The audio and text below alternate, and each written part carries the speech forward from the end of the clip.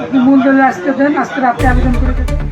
মুখে হাসি, হাতে টাকার বান্ডিল, একের পর এক নোট গুনে নিচ্ছেন ভূমি কর্মকর্তা ইমরান শেখ। সেই মুহূর্তের 50 সেকেন্ডের একটি ভিডিও সামাজিক যোগাযোগ মাধ্যমে ছড়িয়ে পড়তেই শুরু হয় তুমুল আলোচনা। ভিডিওতে ইমরান শেখকে বলতে শোনা যায়, আজকে রাতে আবেদন হয়ে যাবে, সামনের রবিবার জমাও হয়ে যাবে, স্যার যত তাড়াতাড়ি শুনানি দেবে ইনশাল্লাহ 2 সপ্তাহের মধ্যেই হয়ে যাবে। এরপর আরেকটি অংশে তিনি বলেন, উনিও 40তম বিসিএস, আমিও 40তম বিসিএস। ওনার কপাল ভালো, উনি ক্যাডার হয়েছে, আমি নন ক্যাডার হয়েছি।